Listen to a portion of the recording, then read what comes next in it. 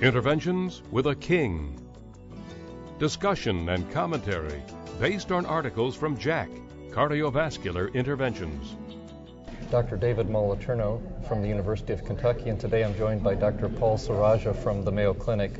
Paul's an assistant professor of medicine there and has a great study we're going to talk about today. He and Rick Nishimura have done a very nice paper for us. And so the first question will be kind of background to Dr. Saraja. Tell us some about your study. It's the novel treatment of mitral regurgitation with the percutaneous mitral approach.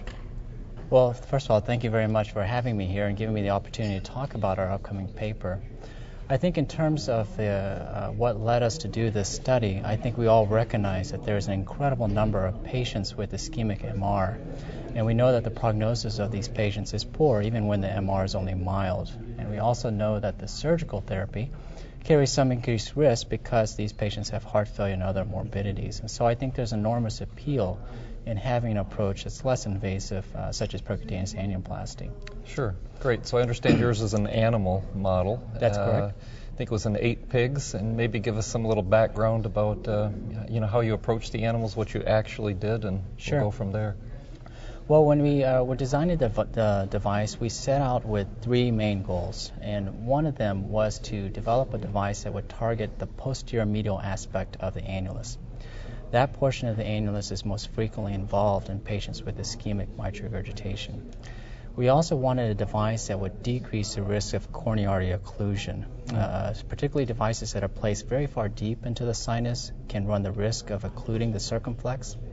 And we also wanted a device that would act directly on the annulus. There are some very elegant studies that have shown that with CT and anatomic correlations that the sinus can lie superior to the annulus, and we wanted a device that would not only reduce the sinus itself but also directly reduce the mitral annulus.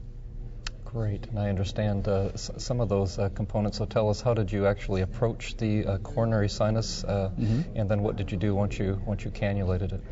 Well, we approached the coronary sinus from a right internal jugular vein access, and we used these steerable catheters that had these heads that could be articulated to 90 degrees, and that allowed us to use back wall support to deliver these anchors. And the device consists of 2 sets of anchors. The distal set is implanted near the P2 and P3 segments of the mitral leaflets. The proximal set is implanted near the posterior medial trigone, and then there's a tether that allows us to reduce the distance between the 2 sets of anchors to cause mitral annular reduction.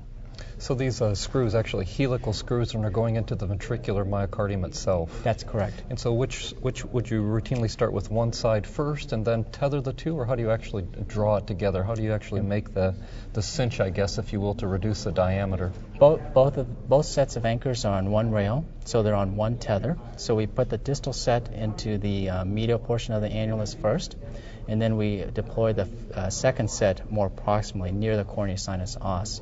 And they're connected by a tether, which then can be manually cinched by the operator, and then once everyone's satisfied with the position, it can be finally locked in place at that point. Got it. And then how do you decide that? Is this done with echocardiography at the same time? We, in the animals, we use intracardiac echo simply because in a pig it's very difficult to get transthoracic or TE images. And we also used imaging of the coronary sinus with angiography as well as the coronary arteries. Gosh, that sounds terrific. And then what did you use for a metric? What were you measuring? What were you looking at beyond feasibility of delivering the device, actually getting the screws in place, reducing, I assume, some sort of diameter?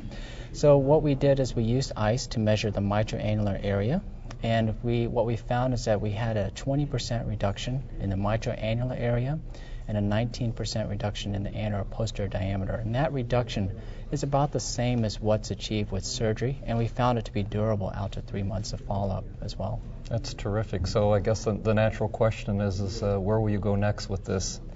Well, currently this technology was invented at Mayo, and it was licensed to a company to be developed up into the current stage, and we're currently exploring other opportunities to take it to the next level, that being a first-in-man application. This is really exciting and another step forward in the percutaneous treatment of valvular disorders. Congratulations. Thank you very much.